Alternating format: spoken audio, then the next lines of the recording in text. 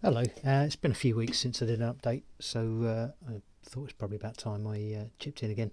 I've been doing a little bit in that time, but not as much as I normally do. I've been doing a few other things. I had an exam that fortunately is now done. Been away a little bit as well. Some wargaming stuff actually. I went away the beginning of the month. I went down to Bristol for a long weekend. Bristol Independent Gaming down there. A fella at the club I go to locally organised a sort of sharp practice gaming weekend down there. Was kind enough to lend me a French army, so I played 4 games over the weekend. It was really good fun. There's about 20 people there I think in the end, and he'd basically set up 5 different tables, and over the course of the weekend, well, he played on 4, not 5 of them, but we worked our way around and had 4 of the 5 games, playing in pairs. So I took a mate of mine down with me, and yeah, we had a really nice weekend. Drinks and a curry on the Saturday night as well, so it was all good fun.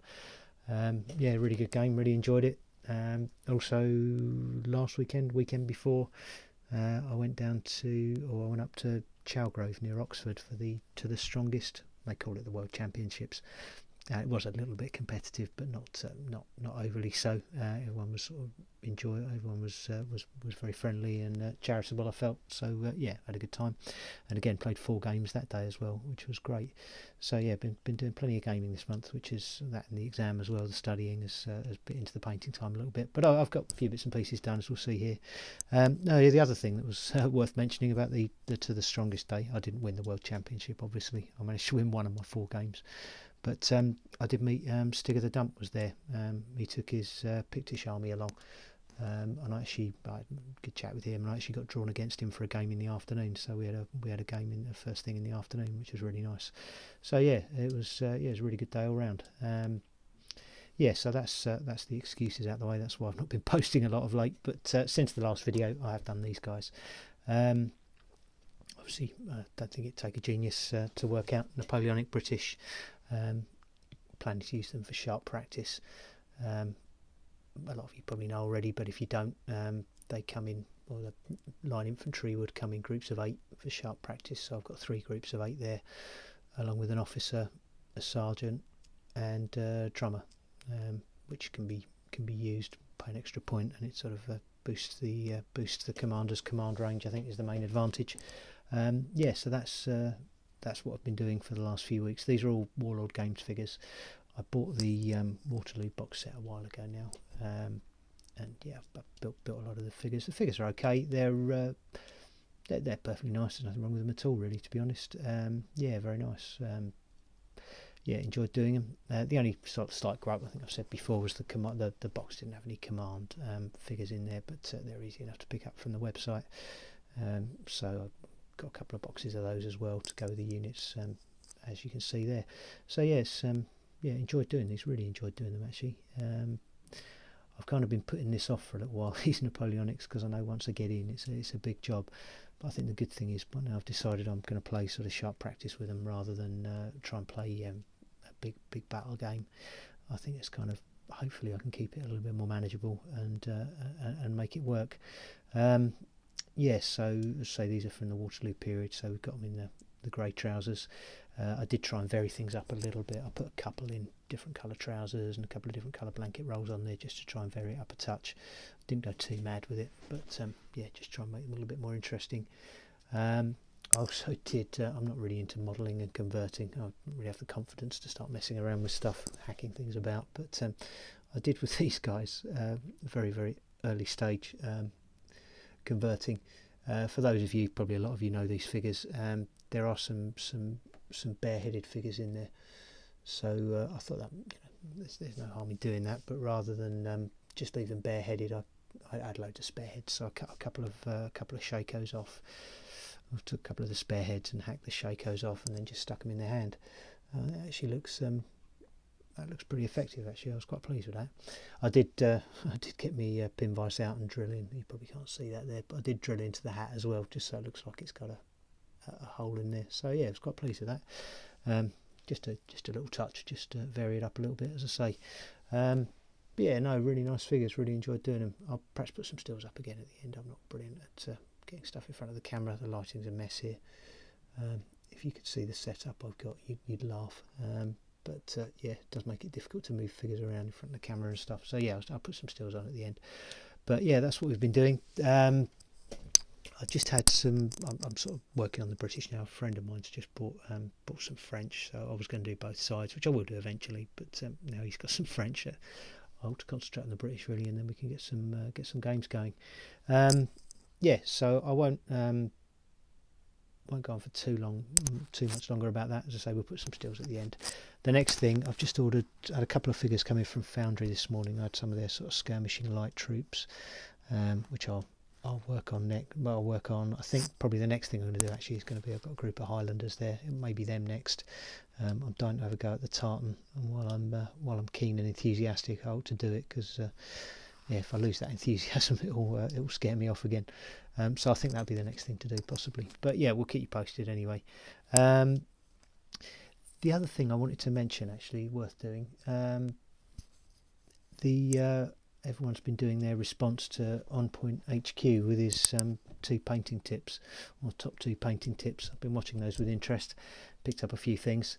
Lots of things that have been said have been really valuable, and it's fairly pointless me repeating those. But yeah, I was trying to think of anything that hasn't been said already, or that I've not seen anyway. So just throw me a couple of pennies worth in, just briefly.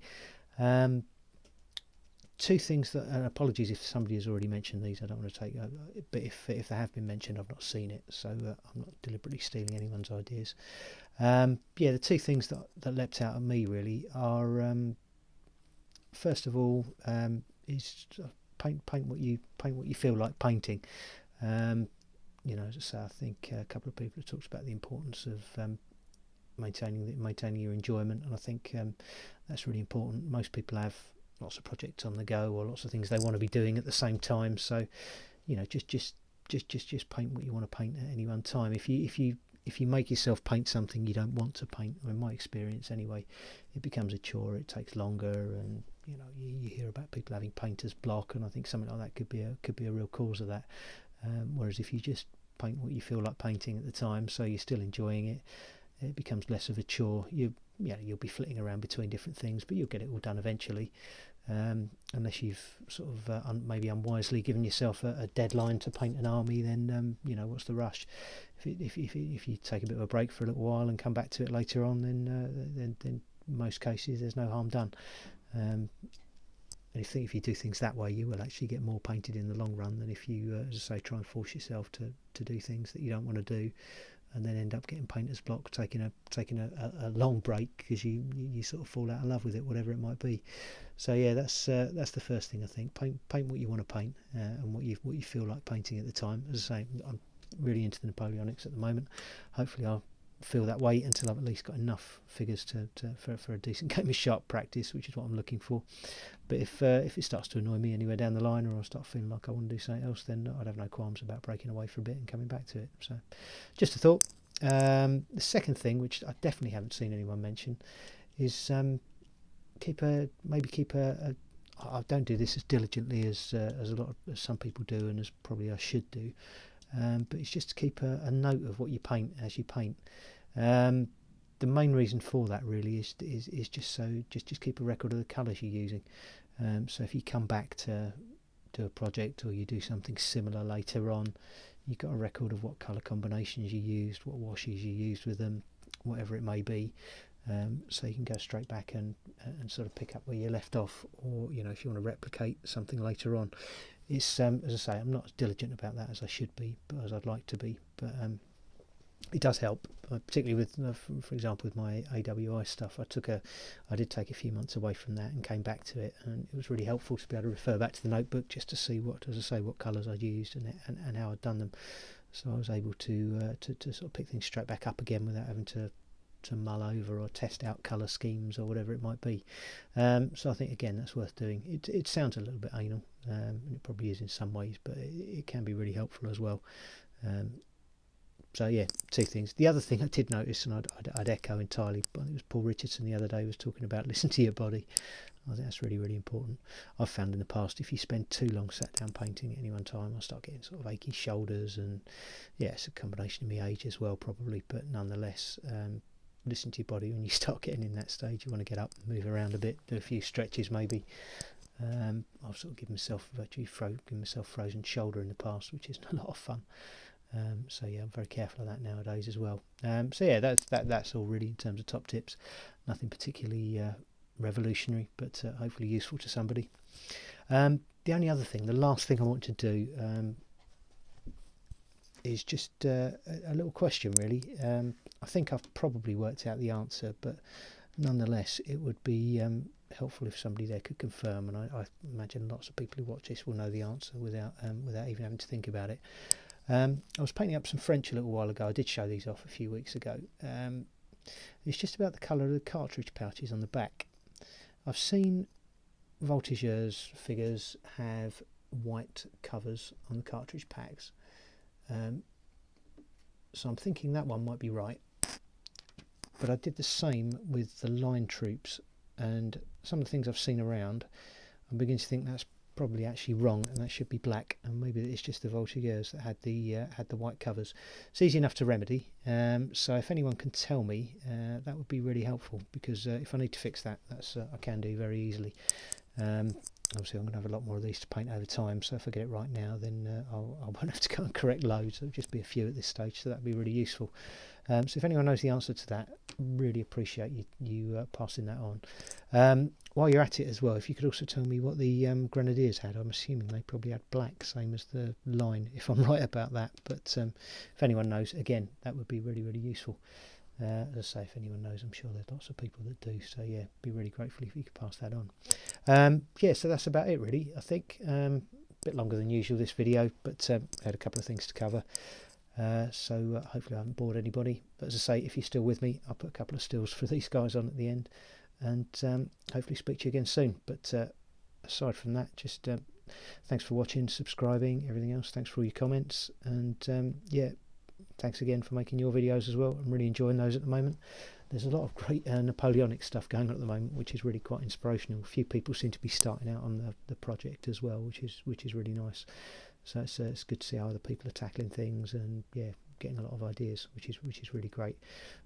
Hopefully this will provide some sort of help or inspiration to somebody else as well. You never know. But yeah, so keep them coming.